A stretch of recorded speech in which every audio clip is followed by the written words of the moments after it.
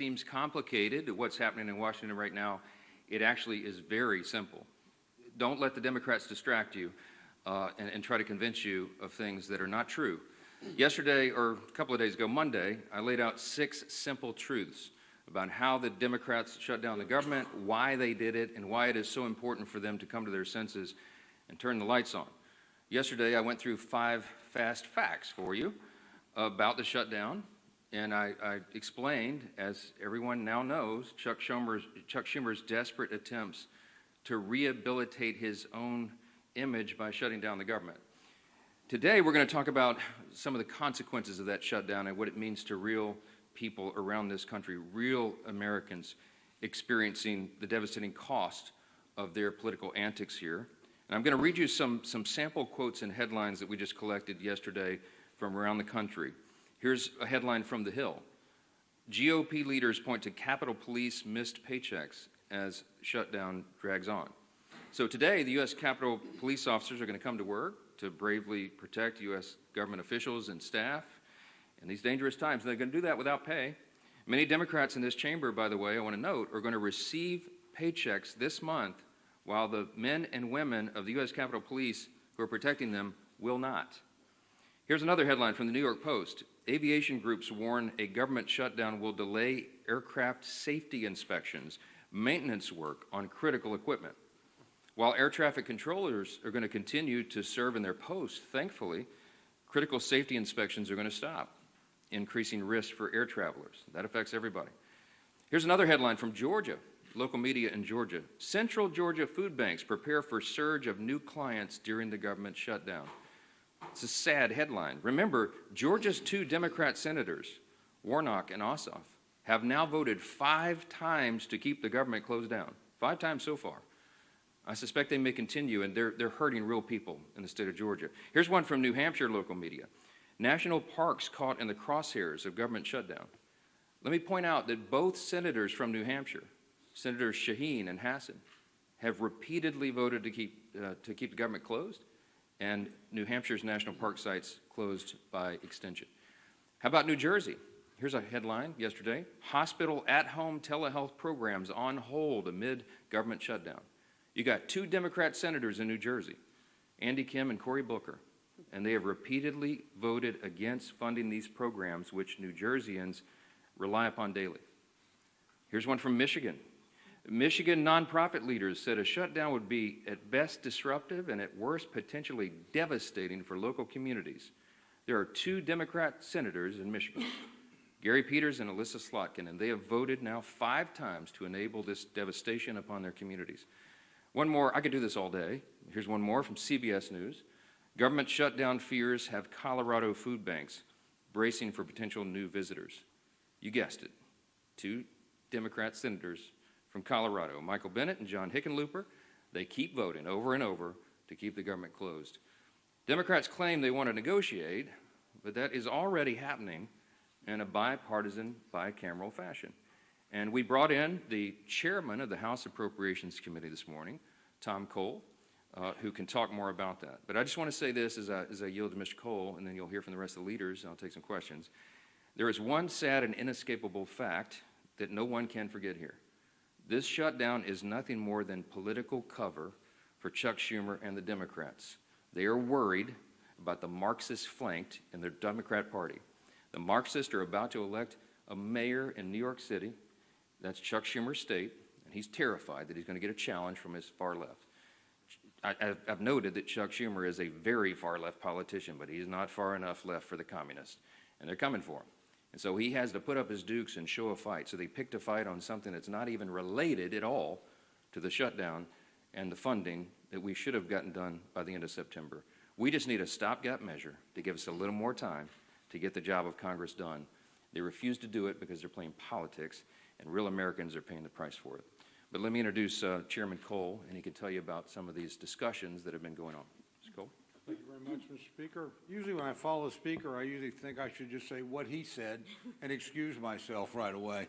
But in this case, it is pretty easy. I mean, we've had a pretty decent year in the House Appropriations Committee, all 12 bills out of committee before September 30th. three that we are in negotiations on with the Democrats. Those negotiations have gone very well.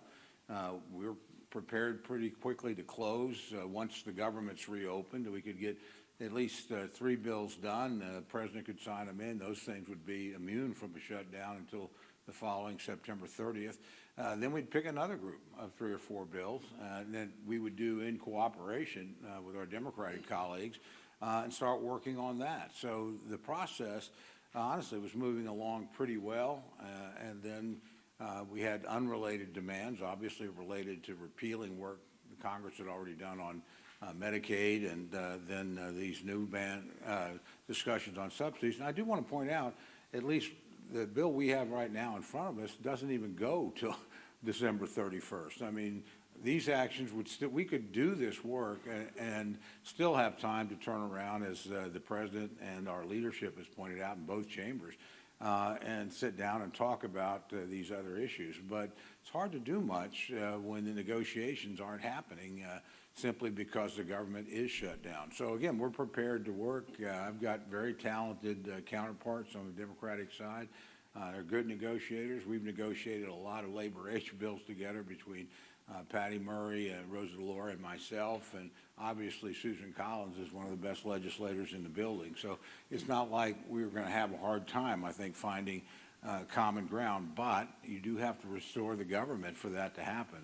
Democrats are not likely to move bills while they've got the government shut down, because it suggests that absent that, we would be moving through the process as normal, and frankly, in a much better shape than we've been in recent years. So again, I'm just hopeful that my colleagues in the Senate, and it's worth pointing out, a majority of the Senate's already on our side, a bipartisan majority of 55. So this really does get down to Leader Schumer and the bulk of his caucus just simply shutting down the government over items unrelated to what we normally do in appropriations.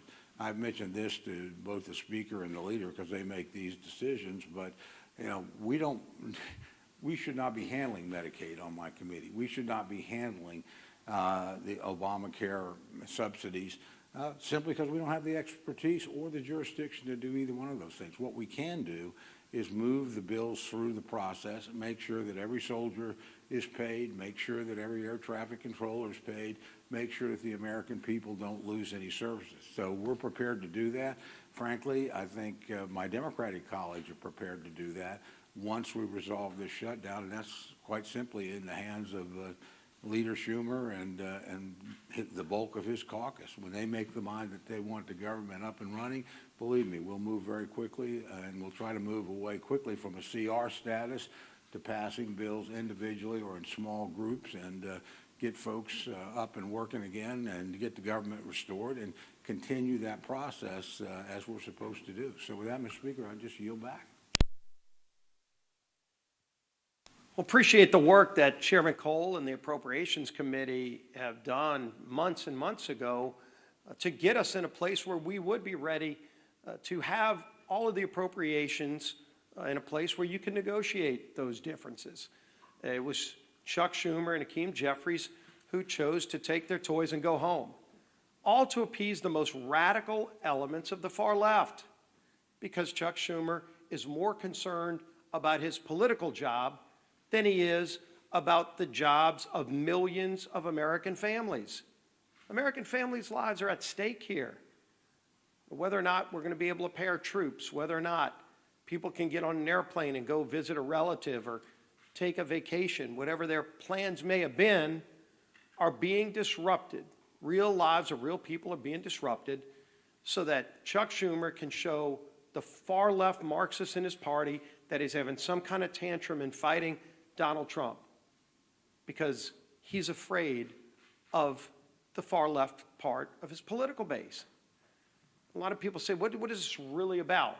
And obviously you see Democrats trying to make it about things that have nothing to do with the basic funding of government, the bill that we passed here in this House just a few weeks ago. And in fact, a lot of Democrats are having buyer's remorse, but every one of us has a voting card. And weeks ago, Republicans and Democrats in the House had an opportunity to put this voting card in the machine and tell the American people where they stand on a government shutdown. And 99% of House Republicans voted yes to keep the government open while we negotiate our differences, and 99% of Democrats voted no to shut the government down. Some of them are having buyer's remorse, and I don't blame them. They're now realizing the dire consequences that their no vote caused to real families across America. Some of them are begging the speaker, please bring us back in so they can get another shot at this. You don't get a do-over. They picked the wrong side. They voted to shut the government down. They failed the test. But the good news is they can get bailed out by the Senate. If they really want to solve these problems, if they really want to make sure our troops get paid, which, by the way, we voted for, they voted against, they can call their 2 Democrat senators who have 5 times voted to shut the government down and say, today's the day you can make amends. Today's the day you can open the government up. We only need 4 more votes. It's not a large number. 4 Democrat senators have come to their senses and said, yes, let's open up the government and not have this charade continue, but it takes 4 more because Chuck Schumer wants to have a tantrum. Well, let me tell you what another senator just said yesterday about why this shutdown is going on. He said, quote, this is a Democrat senator yesterday, the point of this shutdown is not just suffering for suffering's sake, but to make a point. So you even have Democrat senators admitting that they're imposing suffering on the American people, but they just want to make a point? My God, millions of lives are at stake. They know they're inflicting suffering on the American people so they can make some kind of point? If you want to have a tantrum, this is not the 3rd grade. This is the lives of American people. Real lives are at stake. Real careers and families. Will they be able to pay their house note come the 15th? That's at stake. The safety of our air traffic control system. So that some senator that wants to have a tantrum can make a point? I think the American people are getting sick of this charade that's going on. They know what the Democrats in the House did to shut the government down. But they also know that just 4 senators doing the right thing can turn this around and open the government back up again. And yes, we have big differences on a lot of things that we need to be negotiating on. All those bills that Chairman Cole and his appropriators sent out of committee, you can't have those negotiations while you're in a shutdown. And they know that. But they don't mind inflicting suffering on the American people because they want to make a point. I think the American people are going to start making points. People could pick up the phone and call their Democrat senator. We did a press call yesterday in the states of Georgia and Maryland, where all 4 senators there could literally end this today, but they've all been 5 times voting no on the bill to get the government back open. It was ironic. The Maryland delegation of Democrats held a press conference just days ago talking about how bad a shutdown will be for the state of Maryland. And they're right. The irony is they're the ones who voted to shut it down. Over 150 employees in the state of Maryland alone will be hurt, and their own Democrat delegation is saying how bad it's going to be, yet they're the ones who voted to inflict that, quote, suffering on the people of Maryland. This madness can end. This madness needs to end with sanity finally emerging. Bring some common sense in. And Chuck Schumer, if you can't do the right thing because you're so afraid of your political job, think about the jobs of millions of families out there who don't want to have that suffering inflicted on them. And let 4 other of your Senate Democrat colleagues do the right thing for you. Let's end this. Our whip, Tom Emmer.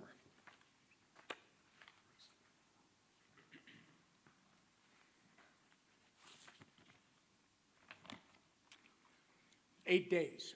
We are now 8 days into the Democrats' shutdown. 8 days that our troops are not getting paid. Border Patrol agents are going without mission-critical funding. Federal workers are being forced to figure out how they're going to put food on the table for their families. All because Democrats would rather hold the American people hostage to appease their radical base than to pass our clean, nonpartisan government funding bill. As of this morning, Senate Democrats have had 5 opportunities to get the government up and running again for the people they were elected to serve. And the vast majority of them have voted no every single time. Their obstruction is not only a slap in the face to hardworking Americans whose livelihoods are being put at risk due to the Democrats' shutdown, it's also a slap in the face to the constituents who fund their salaries with the expectation that they fulfill their basic constitutional responsibilities. In my hand, I have more than a dozen pages of organizations from across the country representing Americans from every end of the political spectrum, echoing the exact same message. And that message is that government shutdowns solves nothing and hurts everyone. So to our Democrat colleagues in the Senate, enough with the political grandstanding. Do the right and responsible thing by passing the House's clean CR immediately. Americans are already hurting. People's jobs are at stake. You can and must end the political games and reopen the government today. And with that, I turn it over to our conference chair, Lisa McClain.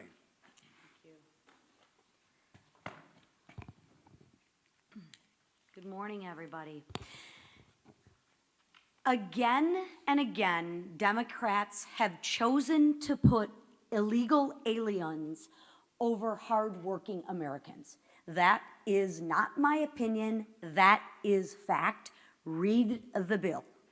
Democrats let millions of illegals pour in across our border under Joe Biden. Democrats gave them driver's license. Democrats allowed them to cast ballots in elections. And now Democrats are fighting. They are fighting to give illegals health care on your dime. Democrats want to take money out of your pockets and give them to illegal aliens so they can get government benefits. These aren't my opinions. These are actual facts. Go to the website and read the facts, right? But what Democrats do when they have no plan, no vision, and no leader, they have to misrepresent the truth. And they do that over and over again, and they think you, the American people, aren't going to notice. They're not going to notice. You're not going to notice that they're taking money out of your pockets and giving them to illegals. They're going to try and put their spin on it. But I challenge you, go to the website and read it for yourself. When Democrats have the choice between standing up for American people or catering to the illegal aliens, what do?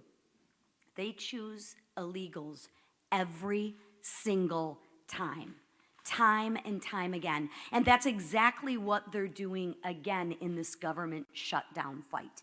Democrats are putting illegals above American citizens. So I ask the Democrats, how long will it take you to put Americans first in this funding fight? I ask our senators, Senator Peters and Slotkin, when are you going to put the American people first? The people that elected you to represent them. How many times will you vote against our troops? I ask Senator Peters and Senator Slotkin, how many times are you going to vote not to pay our troops? How many times will you vote against moms and babies who rely on WIC? Against flood insurance? How many times will you vote to put illegals first and Americans last? The answer to that question is as long as the radical base keeps calling the shots. My 2 senators are pandering to their radical base as well. Republicans, however, are actually putting Americans first every single day. And why? Because that's our job. That's our duty. And quite frankly, that is our responsibility. And I call on the Democrats, especially the 2 Democrats from my state, Senator Peters and Senator Slotkins, please put the American people who you represent first. We'll take a few questions. Yes, ma'am. Speaker Johnson, thank you. Do you agree that the mayor of Chicago and the governor be in prison. Should the mayor of Chicago and the governor of Illinois be in prison? I'm not the attorney general. I'm the Speaker of the House, and I'm trying to manage the chaos here. I'm not following the day-to-day on that. I do know that they've resisted the introduction of, or the offering of National Guard troops in Chicago, which is a terribly dangerous city and has been destroyed in the process of being destroyed under liberal Democrat governance and their terrible policies. I would just cite for you in response Exhibit A, which is the District of Columbia. All of you were able to walk safely into the Capitol today, and you can park your cars blocks away and walk back to your cars, and you're not in fear of having your purse snatched or your car being jacked or being assaulted. And why is that? Because President Trump had enough of it. He's a strong leader in the Oval Office, and he used the resources that were available to him, the National Guard, to bring order to the chaos. The Democrat mayor of the District of Columbia ultimately said, thank you so much for the reinforcements, and you're all enjoying the spoils of good policy and return to the rule of law. If we could do that in the other major cities in the country where they're having terrible crime crises, that should be seen as a positive, and I think most Americans see it that way. If you're a resident of Chicago or New Orleans or one of these other Democrat-run cities, you've had enough. You're tired of your family walking in fear and not being able to enjoy their lives, and if President Trump can use the resources and do it in a lawful manner to allow National Guard troops to help bring order and restore the rule of law, that is something that is wildly popular with the American people. Now, if you have elected officials in some of these states who are committed to their radical, soft-on-crime ideology and defunding the police and all the things the Democrat Party championed for the last several years, and they want to stand by that, we encourage them to do so. We'll see what the people think about it. Yes, sir. Back row. Speaker Johnson, a lot of the free health care for illegal aliens that you've been talking about is care provided in emergency rooms, which are required by federal law to care for anybody, even if they can't pay, even if they're not a citizen. Do you think that that law should be changed? No. You're talking about EMTALA, which has been part of the law for most of my life. Emergency care is provided without question to anyone who comes in. If you're hemorrhaging and you show up in an emergency room, you get treated. That's something we all support. That's a very good law. We're in favor of it. You're cherry picking a tiny subset of the issues. We put, and go to it's still on the website, speaker.gov, look at page 57, section 2141 of Chuck Schumer's counter-proposal CR that he filed.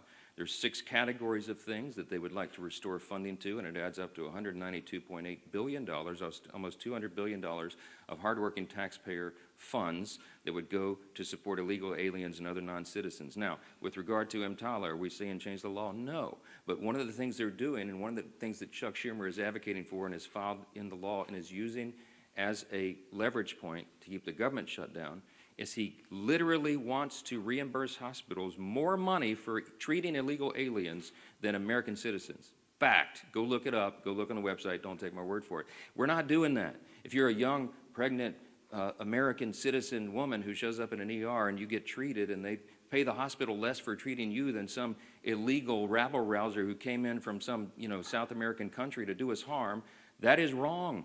The Republican Party stands for common sense. In the big, beautiful bill, we fix that. And Chuck Schumer wants to unwind it, and it is unconscionable to me that he's inflicting all this pain on American citizens so they can play games and try to appease the radical left base. That's what this is. Yes. Thank you, Mr. Speaker. 2 questions about federal worker pay. One, is it your understanding that federal workers will be repaid after this shutdown as part of current law? And 2, would you allow a UC, for example, for the military to ensure that they would be paid in the shutdown? Those are 2 questions. Federal workers, it's my understanding that the law is that they would be paid. There is some other legal analysis that's floating around. I have yet had time to dig into and read that. But it has always been the case, that is tradition, and I think it is statutory law that federal employees be paid, and that's my position. I think they should be. They should not be subjected to harm and financial dire straits because Chuck Schumer wants to play political games. With regard to paying the troops, I want everybody to listen to me very carefully. Hakeem Jeffries and the House Democrats, as Leader Scalise said so well, are clamoring to get back here and have another vote because some of them want to get on record and say they're for paying the troops. We already had that vote. It's called the CR. Every Republican and at least one Democrat had the common sense to say, of course we want the government to stay in operation. Of course we want to pay our troops and our air traffic controllers and our Border Patrol agents, TSA, and everybody else. We did have that vote. The House, I keep saying the House did its job. We did that almost 3 weeks ago. And every Democrat in the House except one voted against it. They voted that they did not want the troops, they did not want they did not want air traffic and all the rest. Vote. They made that decision. The House is done. The ball is now in the Senate's court. It does us no good to be here dithering on show votes. We did it. We sent the product over. It is clean. It is 24 pages in length. It's the most bare minimum that's necessary to keep the lights on for the people. And Chuck Schumer and 43 of his colleagues, Democrats, continue to do the wrong thing. We're not having it. Yes, ma'am. Thank you so much. Democrats continue to allege that the Republican-controlled Senate can change the rules to push through the shutdown impasse. Congresswoman Marjorie Taylor Greene is also now saying the same. Is there any validity to this, and what sort of precedent would that set for a future Democrat-controlled session? Well, House, but the rules, some of them are, and minority, you don't like. The filibuster is a tradition over there that's gained by both parties when in the majority for, and they can make a very compelling true. Now, could you go clear and blow that all up and end the filibuster once and for all and allow everything for only majority party vote, 51 votes in the Senate? I mean, is it possible? Yes. Is it wise? You can have a lot of people who would tell you it's not. I mean, on the Republican side, I would be deeply concerned if the Democrats had a bare majority in the Senate right now. A Marxist ideology taking over the Democrat Party, do I want them to have no safeguards and no stumbling blocks or hurdles at all in the way of turning us into a communist country? I don't think that's a great idea. That's me. So what's good for the goose is good for the gander, as they always say. And there are some safeguards in the process that were built in a long, long time ago to prevent one party just running roughshod. Now, there's a big contrast between what I just said and the issue that is before us today. We're not asking Chuck Schumer and the Democrats to do anything different than what they've always done. We've shown you the highlight reel. Chuck Schumer gave impassioned speeches as recently as 7 months ago in March of this year. He said, we have to keep the government open. It would be dangerous and harmful to the American people. He said after the vote, he went on CNN and said, I'm proud of that vote. I didn't like it, but we had to do that. He was right then. He is not right now. We're not asking the Democrats to do anything heroic. We're asking them to do their basic duty and responsibility, as Chairwoman McClain said. Keep the government open. The first responsibility, I'm sorry, I'm aggravated. The first responsibility of the government is to protect the people. And the people who are supposed to be protected are being completely cheated by Democrats in the Senate because they want to play politics. They hate Donald Trump. I mean, they have Trump derangement syndrome. It's very real. Listen to their own comments. And they have to show a fight at any cost. When does that cost become too high? In our view, it already has. They have another chance today to reopen the government, and we'll see if they do the right thing. I pray that they do, because real people are being affected by the games here, and they're sick of it. Thanks so much.